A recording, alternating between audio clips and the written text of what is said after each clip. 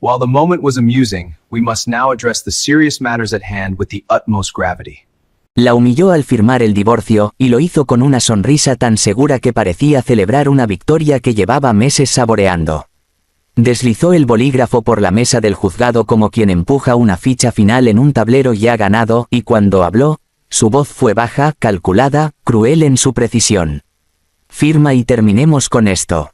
No hagamos el ridículo. Las palabras no eran necesarias, pero las dijo igual, para que quedaran suspendidas en el aire blanco de la sala, para que los abogados, el secretario y hasta el juez entendieran quién había ganado y quién no. Ella tomó el bolígrafo sin prisa. Sus manos no temblaron. Nadie lo notó, pero respiró hondo una sola vez, como si estuviera cruzando un umbral invisible. El sonido de la tinta sobre el papel fue breve, definitivo. Firmó donde le indicaron. Cerró la carpeta con cuidado. No pidió aclaraciones, no negoció, no discutió. Él se recostó en la silla, cruzó los brazos y dejó escapar una risa corta, satisfecha.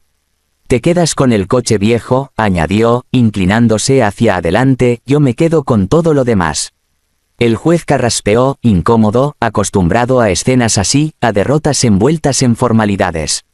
El abogado de él asintió, profesional, como si aquello fuera una transacción más. Ella levantó la vista apenas un segundo. Sus ojos pasaron por los rostros presentes sin detenerse en ninguno. Luego se puso de pie.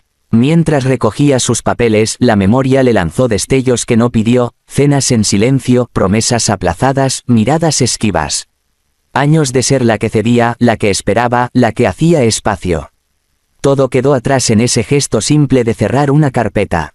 Caminó hacia la puerta sin despedirse. En el pasillo, el eco de sus pasos sonó más fuerte de lo que esperaba. Las paredes olían a desinfectante y a finales ajenos. Nadie la siguió, nadie pronunció su nombre. Afuera, la ciudad siguió con su ritmo indiferente, los coches pasando, la gente hablando por teléfono, como si su matrimonio no acabara de morir con una firma. Él salió minutos después, rodeado de felicitaciones discretas. «Te fue bien», le dijo su abogado con media sonrisa. «Me fue perfecto», respondió él, ya con el teléfono en la mano, escribiendo un mensaje que no necesitaba respuesta. Estaba seguro. Había calculado cada cláusula, cada ventaja. Había ganado. Ella caminó hasta el estacionamiento y se sentó en el coche viejo. El asiento crujió, encendió el motor y se quedó allí, inmóvil, unos segundos más de lo necesario. No lloró, no gritó, simplemente dejó que el silencio se acomodara. Luego condujo. El apartamento que había alquilado era pequeño, silencioso, provisional. Dejó el bolso en el suelo, se quitó los zapatos y se sentó en la penumbra. La luz del atardecer entraba por la ventana dibujando sombras largas. Abrió un cajón buscando un vaso y entonces lo vio, un sobre la mesa colocado con cuidado, como si alguien hubiera querido asegurarse de que lo notara. No lo abrió de inmediato. Reconoció la caligrafía al instante. El nombre del remitente le apretó el pecho con una fuerza tardía. El notario del pueblo, el nombre de su padre. Hacía meses que no hablaban. No por pelea, sino por esa distancia que crece cuando la vida se complica y uno promete llamar mañana. Él siempre había sido así, pocas palabras, gestos firmes, una presencia constante que no hacía ruido. Nunca habló de dinero, nunca presumió. Cuando ella se casó, él asistió en silencio, le apretó la mano con una fuerza que ahora recordaba distinta, como si hubiera querido decirle algo que no dijo. Se levantó, se sirvió un vaso de agua y volvió a sentarse. El teléfono vibró, un mensaje de él breve, punzante: «Espero que estés bien con tu nueva vida». No respondió, apagó el móvil y lo dejó boca abajo. Sostuvo el sobre entre las manos. El papel era más grueso de lo habitual. El sello, antiguo. Lo abrió con cuidado como si temiera romper algo más que papel. Dentro, una carta formal explicaba que su padre había fallecido, que habían intentado contactarla, que el testamento se abriría oficialmente en breve. Había una copia simple adjunta. Leyó el encabezado. Sintió un mareo leve, una mezcla de duelo atrasado y algo que no supo nombrar. Volvió a leer. Nombres, fechas, firmas. Todo parecía real y, a la vez, distante. Dobló la carta y la dejó sobre la mesa. Se levantó y recorrió el apartamento como si lo viera por primera vez. Pensó en la sala del juzgado, en la risa de él, en la frase del coche viejo. Pensó en su padre, en sus manos ásperas, en su silencio. Algo empezó a encajar, despacio, como una pieza que encuentra su lugar después de años. Esa noche durmió poco, no por tristeza, por claridad. Al amanecer, la luz entró sin pedir permiso. Se sentó en la cama, respiró hondo y supo que el día anterior no había sido el final. Solo había sido el principio de algo que aún no entendía del todo. Cuando salió de casa, guardó el sobre en el bolso. Caminó con paso firme, no sabía aún qué contenía exactamente ese testamento ni cómo cambiaría su vida. Pero por primera vez desde hacía mucho tiempo no se sentía pequeña.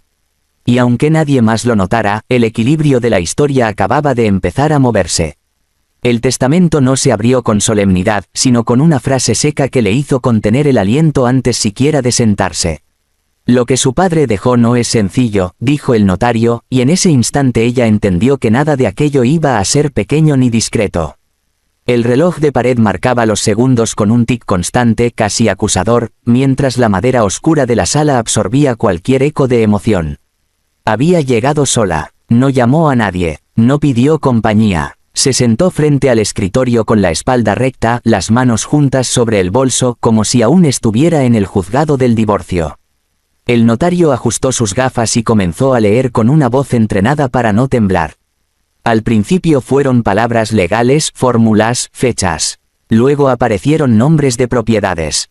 Direcciones que no reconoció de inmediato, pero que sonaban firmes, antiguas. Casas de campo, locales comerciales, terrenos en zonas que él había mencionado de pasada alguna vez, como quien habla del clima. Después vinieron las participaciones, acciones, fideicomisos, empresas con siglas limpias, frías, pero repetidas con una frecuencia que empezó a marearla. Ella no interrumpió, no preguntó, miró un punto fijo en la pared mientras su mente intentaba reconstruir la figura de su padre bajo una luz distinta. Recordó su ropa sencilla, su manera de pagar siempre en efectivo, su rechazo a los bancos. Recordó cómo evitaba hablar de trabajo, cómo cambiaba de tema cuando ella preguntaba demasiado. Todo encajaba ahora con una claridad inquietante. Su padre dispuso que usted fuera la única heredera, continuó el notario. Con condiciones muy específicas. Levantó la vista un segundo como midiendo el impacto. Ella asintió, casi imperceptible. Había aprendido a recibir golpes sin moverse. Las condiciones no eran castigos como había temido en un rincón de su mente. Eran protecciones, cláusulas que impedían transferencias precipitadas, matrimonios interesados, decisiones tomadas bajo presión. Su padre había pensado en todo, incluso en él. Cuando el notario terminó, le deslizó una carpeta más gruesa que la del divorcio. Necesitará asesoría, dijo, y tiempo. Ella tomó la carpeta. Pesaba, no por el papel, sino por lo que representaba. Al salir, el aire frío le golpeó la cara. Caminó unas cuadras sin rumbo, intentando sentir el suelo bajo los pies. No sonrió, no lloró, la emoción era otra cosa, una calma tensa como la quietud antes de una tormenta que no sabía si llegaría. El teléfono vibró, un número desconocido. No contestó. Minutos después, otro mensaje, esta vez de un nombre familiar. Un conocido en común, una frase corta, mal escrita, que decía más de lo que pretendía. Me dijeron que heredaste mucho. Es verdad, guardó el móvil, entró a una cafetería y pidió un café que no necesitaba. Se sentó junto a la ventana y abrió la carpeta. Las cifras estaban allí, claras, incontestables. No eran millones lanzados al aire para impresionar. Eran estructuras, sistemas, algo construido con paciencia durante años. Pensó en la última vez que vio a su padre. Él le había dicho que se cuidara, que no dejara que nadie la hiciera sentir menos. Ella había asentido sin entender del todo. Ahora entendía. Esa misma tarde, él se enteró. No por ella, por rumores, por alguien que habló de más, por una cifra mal susurrada en un despacho ajeno. La llamó, ella miró la pantalla hasta que dejó de vibrar.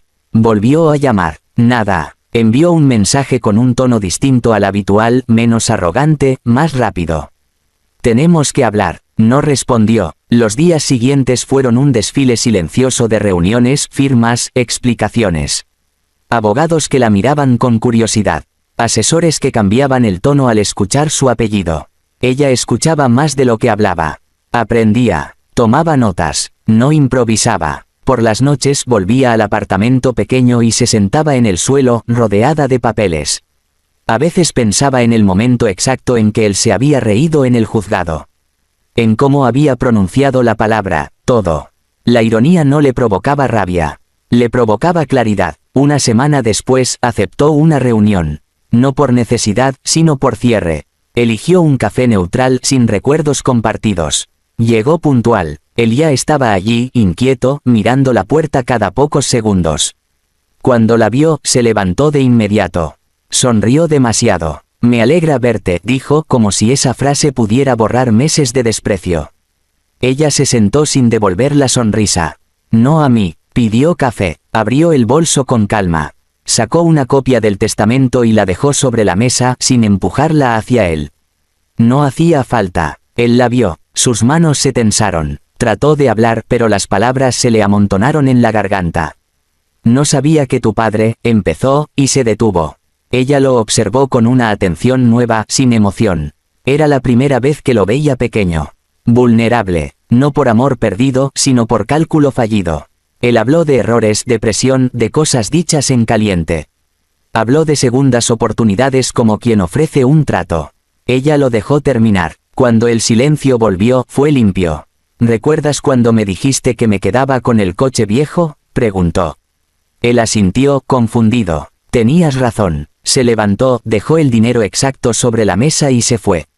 Afuera, el cielo estaba gris pero estable. Caminó sin prisa. No sentía triunfo. Sentía algo mejor, equilibrio. Mientras él se quedaba sentado, releyendo cifras que ya no podía tocar, ella entendió que la humillación había sido pública, pero el cambio había ocurrido en silencio. Y que algunas historias no se ganan cuando se firman, sino cuando, por fin, se comprenden. El día que él decidió impugnar el testamento fue el mismo día en que entendió, demasiado tarde, que había subestimado a la única persona que nunca debía haber menospreciado. La noticia le llegó a ella por una llamada breve de su abogado, dicha con un tono tan neutro que parecía hablar del clima. Lo intentará, dijo. Ella miró por la ventana, observando cómo la ciudad seguía su curso, y respondió con una calma que incluso a ella le sorprendió, que lo intente. Desde el divorcio, su vida había cambiado sin estridencias. No hubo titulares ni celebraciones. Hubo decisiones, reuniones largas, lectura paciente de documentos que antes le habrían parecido incomprensibles. Su padre no solo le había dejado bienes, le había dejado una estructura pensada para resistir ataques, dudas y oportunismos. Cada cláusula era una mano extendida desde el pasado, protegiéndola. Él, en cambio, se movía por impulso. Convenció a un abogado ambicioso, reunió papeles viejos, buscó grietas donde no las había. Alegó desconocimiento, insinuó manipulaciones, habló de influencias indebidas. Nada prosperó. El testamento era claro, antiguo, blindado por años de previsión. Ella asistió a la primera audiencia sin expectativas. Se sentó al fondo de la sala, escuchó los argumentos con la misma expresión con la que había firmado el divorcio. Él evitaba mirarla como si su presencia fuera un recordatorio incómodo de una derrota anunciada. Cuando el juez habló, su voz fue firme, casi aburrida. La impugnación no tenía fundamento. Al salir, él intentó acercarse. «Solo quiero hablar», dijo, extendiendo una mano que ella no tomó. «Ya hablamos», respondió, y siguió caminando. No hubo aplausos, no hubo música, solo el sonido de sus pasos alejándose. Con el tiempo, su nombre empezó a circular en espacios donde antes no habría entrado. Consejos, reuniones, decisiones estratégicas. Algunos la miraban con curiosidad, otros con respeto cauteloso. Ella no levantaba la voz. No necesitaba hacerlo. Había aprendido a escuchar, a preguntar lo justo, a decidir sin prisa. El legado de su padre se expandía, no solo en cifras, sino en influencia. Una tarde regresó al pueblo donde había crecido. La casa de su infancia seguía en pie, igual que siempre, con la pintura un poco descascarada y el jardín desordenado. Entró sola, recorrió las habitaciones con una nostalgia tranquila. En el despacho de su padre encontró una caja que no había visto antes. Dentro, cuadernos antiguos, notas, contratos, cartas sin enviar. En una de ellas, escrita con su letra firme, él había anotado: «Para cuando ella esté lista». Leyó esa frase varias veces. No lloró, sonrió, entendió que nada de aquello había sido improvisado. Que su padre había visto en ella una fortaleza que ella misma había tardado en reconocer. Mientras tanto, él intentaba recomponer su imagen. Contaba la historia como una desgracia incomprensible, como si el mundo le debiera algo. Algunos le creían, la mayoría no. Las puertas que antes se abrían con facilidad ahora requerían explicaciones. Y las explicaciones no siempre convencían. Meses después, ella recibió una invitación inesperada, una conferencia sobre liderazgo empresarial. Dudó en aceptarla, no le gustaba exponerse, pero recordó la carta de su padre, la frase sencilla, y aceptó. Subió al escenario sin grandilocuencia. Habló de decisiones difíciles, de silencios, de aprender a no confundirse con la opinión ajena. No mencionó el divorcio, no mencionó la herencia, no hacía falta. Entre el público, alguien tomó notas con atención. Al final, se acercaron a saludarla.